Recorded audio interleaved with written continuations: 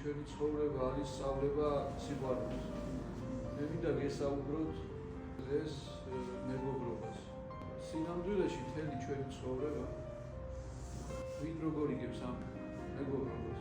მთელი ჩვენი ცხოვრება დევს აი ამ სიყვარულს. ყველაფერი ფასდება აქედან გამომდინარე.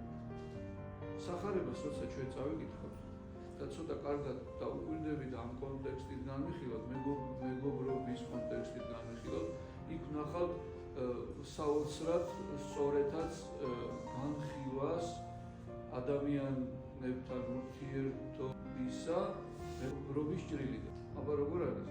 მე თვითონაც გეუბნება, რომ მეგობრები ხარ და თვითონ რას აკეთებს? თვითონაც ამტკიცებს აი ამ მეგობრობას.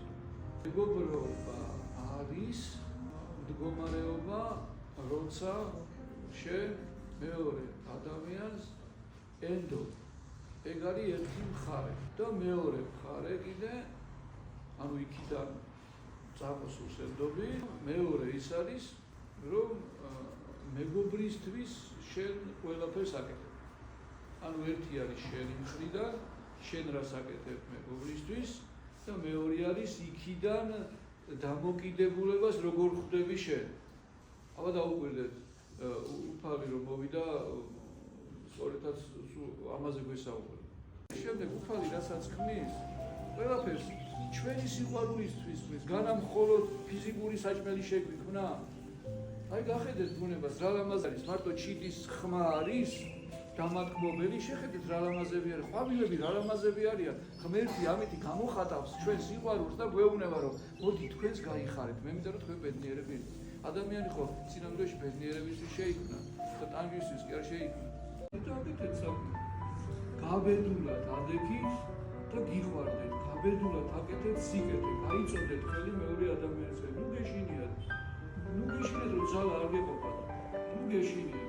ბევრი მაგალითები არსებობს ძალიან, რომ აი როდესაც შენ თითქოს და გონია რომ ძალები გამოგელია და აღარ შეგიძლია სულიერი თუ აკვირნიური რაღაცის გაკეთება, აი სწორედაც მაშინ თავისუფლებას როცა მიმართავ, იცი რა შენ გონია ეს შენ თუ აქამდე აკეთებდი გასაგებია შენ ძალები არ გეყოფა, მაგრამ მიეცი უფრო საშუალება რომ თუ გაეკეთები და აი როდესაც ძალები არ გყოფნის ხო მაშინ რომ მე ძალები არ მაქვს, აი შენ მომეხმარე.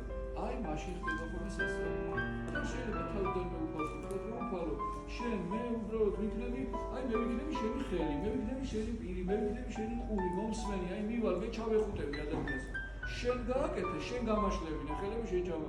შენ ახარ ეს. როგორც მე ქმედებით ამას შევასრულო. ჩემინება თანახმა იმაზე, რომ მე აღვასრულო ის რაც შენ გინდა, შენი ნება. ქმედებით დავასრულო ჩემი მონაწილეობა ეს. იცით როგორ სასწაულები ხდება? აქტიურად მარხვა იწყება და ყოველი მოღვაწეობა, რომელიც ადამიანი თავის თავზე აიღებს, ეს ეკლესია აწესებს თუ პირად მოღვაწეობას, რა თქმა უნდა სასიხარულო მდგომარეობა არის. ანუ იცით რა არის ბედნიერება ამაში? ის რომ ადამიანი უფრო მეტად ცდილობს, რომ იღვაწოს ღვთის წინაშე. თავისი სულისათვის, რომ მიუახლოვდეთ მანიწმინდოს და შეიცნოს უფალი განიღვთოს და მოღვაწეობის დაწყება ყოველთვის სიხარულს უკავშირდება. მარხვა იწყება და შესაძლებელია ადამიანს ახლა ბრძოლები ქონდეს, რა თქმა უნდა, რომ აი მარხვა იწყება და რაღაცა უნდა მოვიკლოთ, რაღაცა უნდა არ გავაკეთოთ ის, რაც ადამიანს უყვარს. მაგალითად, რა შეიძლება ახლა რა არის მარხვაში, რასაც ადამიანი იკლებს. ეს არის ის ალბათ უფრო, რაც დაცემული ბუნებიდან გამომდინარე ადამიანმა შეიყვარა, ანუ სინამდვილეში ადამიანი შეიძლება ვერ ხვდება, როგორ აშორებს ღმერთს. ჭამას, გართობა, რაღაც ამ ქვეყნიური საქმეები, თუმცა რა თქმა უნდა, ამ ქვეყნიური საქმეები უნდა ვაკეთოთ, მაგრამ სწორი ჩვენ ბევრჯერ მითქვია არის რა ის რომ ყველაფერი ამ ქვეყნიური საქმეები მიმართული უნდა იყოს ადამიანის სულის განვითარებისაკენ. ღვთისკენ უნდა იყოს მიმართებული, მის შეცნობისკენ უნდა იყოს მიმართებული და აქედან გამომდინარე, თუ ეს ასე არ არის, რა თქმა უნდა, ადამიანი გყოლდება და ღმერთში ვერ წარემატება და აქედან გამომდინარე, მარხვა, როდესაც იწყება, ჩვენი გული ტექსტით არის სავსე, ან რაღაცის ბეშინია, ან არ გვინდა რომ დავიწყოთ მოღვაწეობა, არა და პირიქით არის ვინც გიყვარს იმისკენ სვლა არის. ღმერთი ხო გიყვარს? ის ვისაუბროთ. ამ გვინდა რომ შევიყვაროთ ისე როგორც უფრო მეტად სწორია და კარგია და უფრო მეტად დავინახოთ. ამიტომ ამ მოღვაწეობის დაწყება სასიხარულო, მარხვის დაწყება ყოველთვის სასიხარულო არის. თუ ადამიანი სულიერად მოღვაწეობს და მისი ყოველი დღე არის უფალთან საუბარი და ის საქმეების მცდელობა, რომელიც უფალთან დაახლოვებს, რა თქმა უნდა, მისთვის ჭამა და არ ჭამა, რა თქმა უნდა, რაღაცა ძალიან მნიშვნელოვანი არ არის. ამიტომ ამასაც უნდა დაუკვირდეთ და ჩავიხედოთ ჩვენ გულში, რამდენად ეს დაგაგებული არის ჩვენში.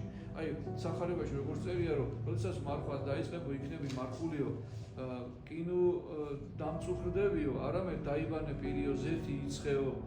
ანუ ეს რას ნიშნავს? აი, სწორედაც მაგას ნიშნავს, რომ მეუფისკენ, ღმერთისკენ სვლა არის. ამიტომ სასიხარულო მდგომარეობა, თუმცაღა მოდი ახლა განვიხილოთ ადამიანის შინაგანი მდგომარეობა, როგორი უნდა იყოს სწორად ღმერთისკენ მიმართული. საკუთარი ცოდვების შეგრძნებით ადამიანი, როდესაც არის დამდაბლებულ მდგომარეობაში, აი აქედან და მოიხილავს რა თავის თავში დაცემულ ბუნებას და იმ დაზიანებას, რომელიც ამ დაცემული ბუნებიდან ადამიანს შემთხვა და მიდრეკილება ცოდვისაკენ, აი ამ ყველაფრის გაცნობიერების შემდეგ ადამიანი ხვდება თავს სულიერად, აი შინაგანი დამოკიდებულება როგორია, თავ დახრილი ღვთის წინაშე, რომ უძლურია მიდის ღმერთთან და ითხოვს მოწყალებას ღვთისგან. და ეს მოწყალება არის სულიწმინდის მადლი, რომელიც მოდის ჩვენში თავმდაბლობის შემთხვევაში და გასწმენს, განანათლებს, ანუგეშებს ადამიანს. ქრისტიანები ბედნიერი ადამიანები არიან, იმიტომ რომ მათ შეუძლიათ პირადად იმ ურთიერთონ შემოქმედთან. მონები კი არ იყვნენ, არამედ მეგობრები იყვნენ. და მხოლოდ ქრისტიანებს შეუძლიათ, აი რელიგიაში თუ გადახედავთ, რომ შემოქმედს ღმერთს უწოდონ მამა. საოცრება არა ის, რომ მან შექმნა, არამედ მამა როგორც ოჯახში ურთიერთობაში. ოჯახში ხარ და მამაა და უნდა მამა დამლოც მამაო ჩვენო, მამაო ჩვენ რომელი ხარ, აი სადაც ხარ, ხო, აი ხო დაუკვირდეთ, მამაოს უწოდებ, მამას უწოდებ, ჩვენ ამ ურთიერთობაში ხო ცხოვრობ, თორე გასაგები რომ ერთმა ყველა შევიდა. ეს საოცრება არის. ამისი განცდა უნდა შევეძლოს და უნდა აღემატოთ, თქვენ ოჯახსაც უნდა აღემატოთ, ყველაფერს თუ სამსახურს, ყველაფერს უნდა აღემატოთ ხალხო, თქვენი მონება, გული, მთელი თქვენი სული უნდა აღემატოს ყოველივე ამას. და როგორ არის იცი?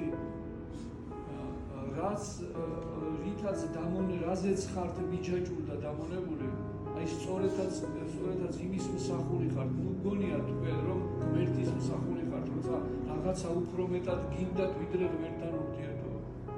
ოჯახი პირველ რიგში არის მეგობრობა.